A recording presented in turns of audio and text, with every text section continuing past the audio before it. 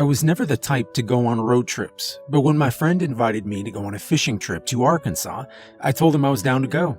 I've been fishing since I was a little boy, when my dad first taught me how to cast my bait, and I've always dreamed of catching big trout in Arkansas. The camp we'll be staying in is called Newlands. We're aiming to leave late Saturday. The time we leave all depends on my dad, Jude told me. I found it strange that we were leaving late because the drive there would be 8 hours. I guess in my mind it made sense because the later you stay out, the less traffic there would be. So, on Friday night I packed my things and slept in late in the afternoon. When Jude and his father came to pick me up, I kissed my parents goodbye and told them I loved them. I woke up about halfway through the car ride. Through my tired and blurry vision, I was able to make out the words on a road sign because of our headlights reflecting off it. It read, "Urgent message. For traveler info, tune into 1680 AM. That's an interesting sign, I said tiredly to Jude. Yeah, it's weird. That wasn't there last time when we came, Jude replied. Jude's father tuned in to the AM channel without saying a word. At first, there was silence. That silence was somehow loud and eerie. And then, the staticky voice began playing. Warning, do not fall asleep. They're here. Reports of river crawlers seen in northern Arkansas. From the hours of 10 p.m. to 12 a.m., do not fall asleep. Do not look outside. If you hear scratching in the ceiling, don't look up. Lock your doors.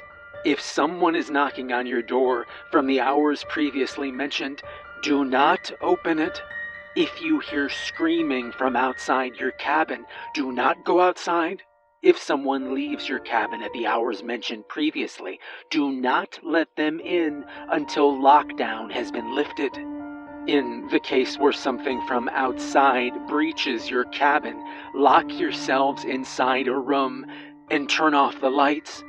Stay tuned for more updates. The message ended. The car was left in silence. Was that real? Jude said, but was cut off abruptly. Boys, as long as you listen to me, we're gonna be okay, Jude's dad said calmly. We both nodded.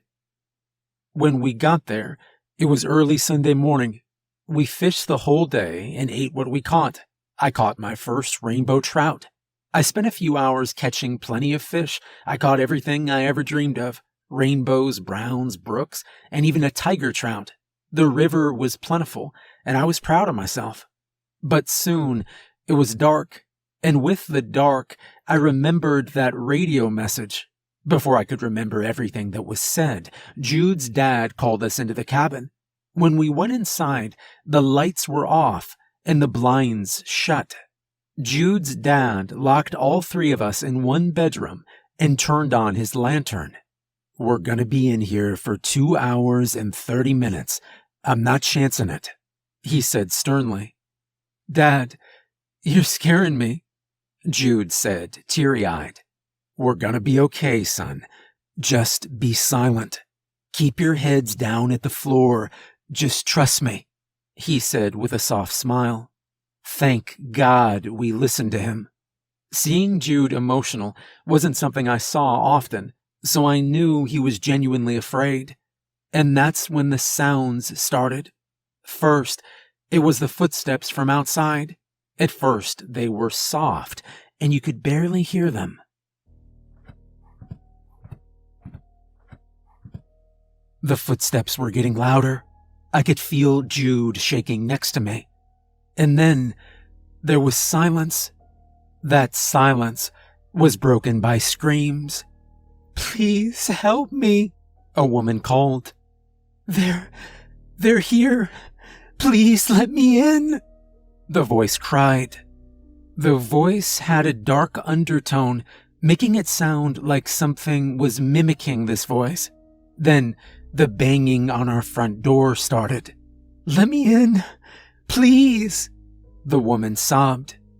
The banging continued for another minute. It felt like my head was being shaken around by the loud noises from the front door. This thing wanted us to believe it was in agony. And then suddenly, it stopped. The silence returned, and then footsteps, followed by scratching. It was coming from the roof. "Don't look up, don't look up," was all I could think. It stopped, then continued, then stopped. It was like it was toying with us, begging us to look up at the source of the sound, begging us to check if it truly stopped. And then the radio in our room turned on. "Urgent message. Lockdown has been lifted. You are free to roam again. Stay tuned in for updates." I looked at the clock. 11:50 p.m. Jude began to stand up when his father grabbed him. He motioned him to sit still. So he did. That's when the front door burst open with a loud slam. It sounded as if the door came off the hinges. And then something began slamming all its weight on the door we were hiding behind. We all scooted back to the corner of the room. Then the creature screeched. And the door gave in. A tall black creature on all fours bent down to come in the room. Jude's dad put his hands over our mouths. I was shaking uncontrollably. The creature had strange appendages coming out of its back. It had lanky body parts, skinny arms, skinny legs, and a slim oval-shaped head. Its jaw unhinged. It had no eyes, and it was roaming strictly off of hearing. When it couldn't find us, I watched it contort itself. The crunch of bones echoed in my ears. Right before my eyes, I watched the grotesque being turn into a beautiful woman. It had dark brown hair with a slim body. The most noticeable feature was its deep blue eyes. They were bluer than any ocean on Earth. And then it left. Midnight came. True silence returned. In that small corner, we fell asleep. When morning came, we checked out the damage. The cabin was trashed. Blood from the creature's contortion act was left in a small pool in my room. The front door was unhinged as I suspected. The cabin next to us was less fortunate. Yellow tape was outlining the entire building, which was in worse shape than ours. When I took a glimpse inside from a distance, blood was everywhere. It covered every wall. Small bits of entrails littered the floor. Bits of flesh and brains were all over the front porch. There was no signs of life in the cabin. We packed our bags that same day, and we left. That was the last day we stayed, and I told myself I would never come back. I used my phone to do research on the creature that invaded our cabin during the drive back home. When I searched river crawler, a Wikipedia page came up.